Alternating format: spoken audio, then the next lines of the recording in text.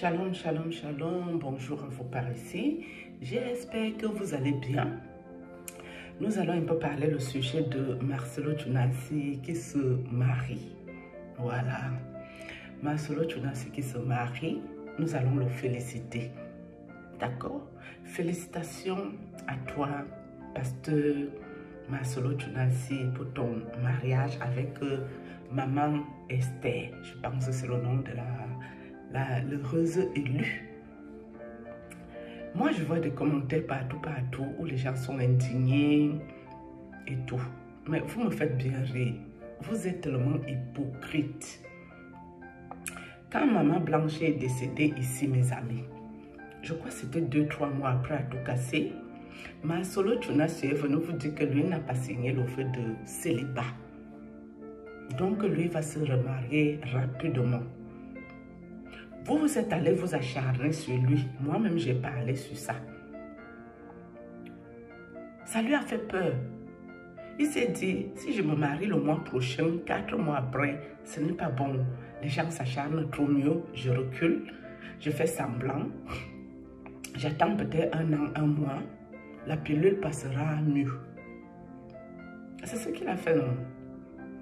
Quand il venait vous dire que lui n'a pas signé ce vœu de célibat là, vous croyez quoi? Qu'il n'avait déjà pas une femme.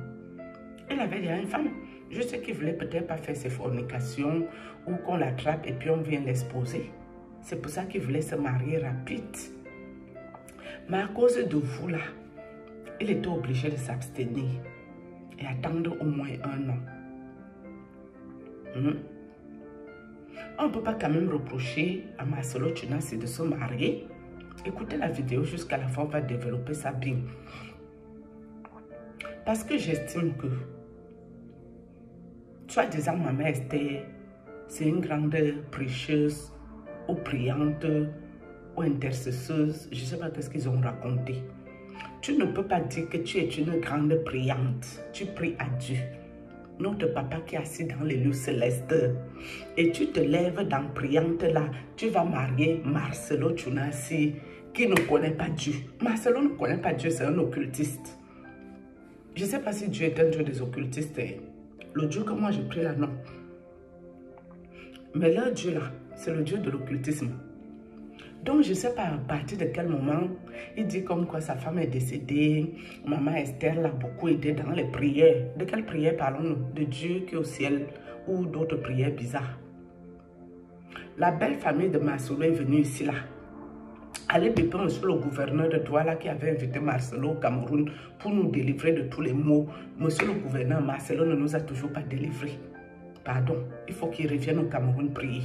Parce que bientôt là, il y aura les problèmes au Cameroun. Marcelo doit revenir, faire la vraie prière pour qu'on soit délivrés, nous les Camerounais. Qu'est-ce qui vous surprend? La belle famille de Marcelo est sortie ici, se plaindre de beaucoup de choses. Enfin, la plainte qui était importante à mes yeux, c'était que Marcelo doit leur dire de quoi leur fille a perdu la vie en Turquie, à l'hôpital. Il y a une personne de confiance qui a le droit, en cas de problème, de récupérer ton dossier médical. Donc, la moindre des choses, par respect pour la maman de Blanche Tunasi, c'était que Marcelo prenne le dossier médical de Blanche Tunasi. Il va voir la maman par respect pour sa femme, sa défunte épouse. Et il montre le dossier médical à la maman en lui expliquant qu'est-ce qui a emporté sa fille. Peut-être elle a fait cette démarche avant de vous annoncer son mariage. Je n'en sais rien. En tant qu'homme de Dieu, c'est la moindre des choses que tu puisses faire pour le respect que tu as eu pour ton épouse qui t'a quitté. Je vais donner un conseil important à Marcelo Tunasi ici. Pasteur Marcelo Tunasi, je vais te donner un conseil qui ne va pas plaire à beaucoup de personnes et je m'en fous. Parce que même YouTube, je dis tellement la vérité que même YouTube, je les énerve. Ils ne font plus avancer mes vidéos. Marcelo Tunasi, conseil important. Toute bonne sorcière qui accepte de venir te marier, sacrifie-la en bonne et due forme chez Lucifer. Sacrifie les femmes là, Marcelo, celles qui viennent aussi là, après tous les problèmes qu'il y a eu de maman Blanche. elle accepte quand même de te marier si Esther. Mon ami, si elle reste 1 an, 2 ans que tu as profité, ce que tu vas apprendre là-dedans, mais va la sacrifier chez Lucifer. Nous, on ne va pas te critiquer le tout aussi. On ne va jamais te critiquer. On va être content pour toi. Marcelo Tunasi, nous, on sera contents. Parce que les gens qui ne veulent pas se respecter, on ne peut pas faire le même bavardage au quotidien. D'accord? Quelqu'un qui prie réellement à Dieu ne va pas marier Marcelo Tunasi. Je suis désolée. Sauf si eux connaissent leur Dieu. Et c'est là que je vous dis que l'occultisme, c'est catégorie et catégorie, niveau et niveau, diapason et diapason. Vous qui entrez dans l'occultisme, mes amis, signez le bon contrat dedans. Au moins, péché pour péché, vaut mieux faire de bons péchés.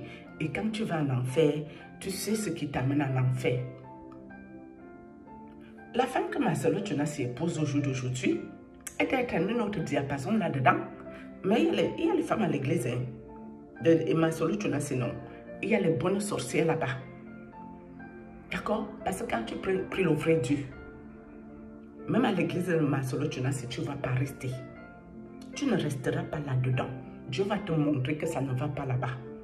Et tu sortiras de là. Mais ceux qui restent là, les années, c'est parce que c'est aussi les sorciers et les sorcières. Pourquoi Marcelo Tunasi n'a pas marié les autres qui sont à l'église là-bas? Pourquoi elle a choisi Maman Esther? Ça veut dire que même dans l'occultisme, il y a catégorie et catégorie, degré et degré. Être dans l'occultisme pour être, vaut mieux avoir la notoriété qui va avec. C'est Maman Esther qui a gagné. Mais Marcelo, mon frère africain, tu étais venu me montrer tes fesses quand Maman Blanche était morte, que j'avais commenté sur ta page pour dire qu'on s'en fout qu'elle est morte. Quand ton mari fait les choses qui ne sont pas de Dieu, tu es au courant, tu sais très bien ce qui se passe et tu restes dedans et ça te plaît. Ton mari doit te sacrifier bien et ça ne fait rien. Parce que c'est un choix de vie que tu as fait. La vie est un choix. On ne peut pas critiquer ça. Tu es venu me montrer tes fesses, ton bangala, tes membans. Et noyau, avec le trou de derrière, tu m'as fait le coup, toi, Marcelo, pour me boudir. Je t'ai renvoyé ta malédiction, monsieur. Marcelo.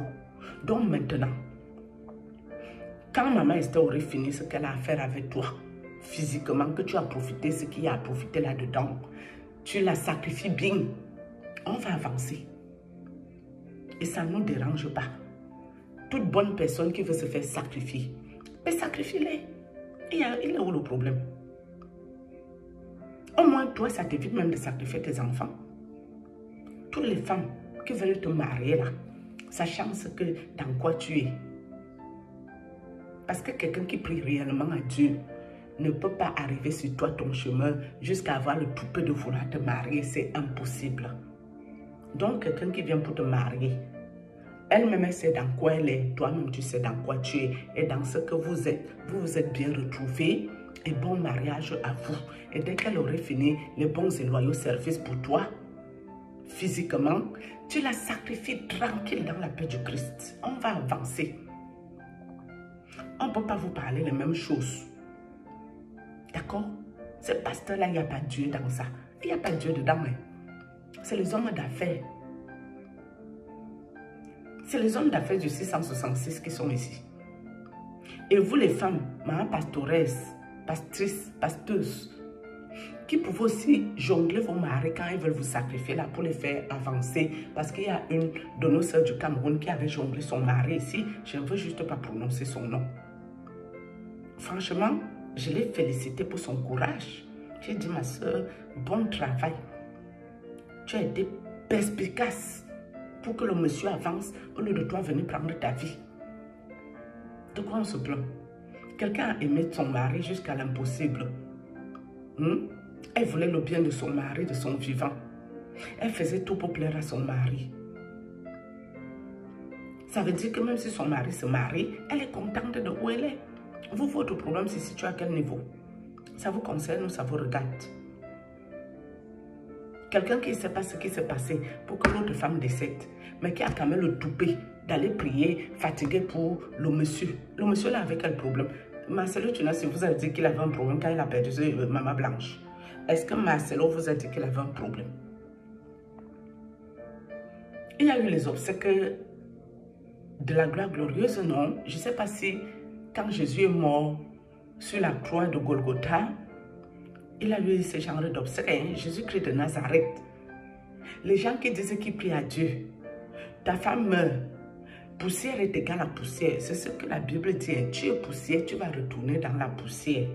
Ça veut dire qu'on t'emballe dans un drap blanc. On te jette à même le sol, on envoie la terre.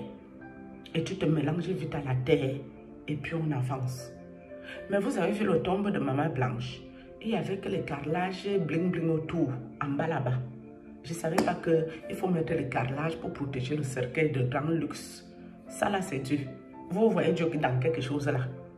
Avec les grands obsèques au stade. Avec les grands hommes. Je vous avais dit que tous les gens qui étaient aux obsèques de Maman Blanche, que Pasteur Soit, Ingrid de Koumane et tous ces sorciers, allez regarder la vidéo des obsèques. Tous ces gens-là ne connaissent pas Dieu. Il n'y a pas quelqu'un dedans qui connaît Dieu. C'est le même groupe. Occultisme.com, science occulte. Comme je parle la vérité, vous allez m'envoyer les flèches. Sachez que moi, je suis avec le vrai Dieu. Je préfère vous prévenir ici en même temps. Moi seulement là, celui que moi j'invoque au quotidien, c'est le vrai Dieu qui est au ciel et qui me montre sa face. Donc vos cinémas, vos conneries, c'est ceux qui veulent vous croire, qui vont continuer à vous croire parce qu'on leur parle au quotidien. Quand je dis on, surtout moi. Moi, quand je mets ma caméra, je dis que la vérité, rien que la vérité. Les autres personnes qui vont cautionner, qui vont s'énerver seules, qui vont faire leur cinéma à la con, eux-mêmes ne connaissent pas Dieu non plus. Sur ce, shalom.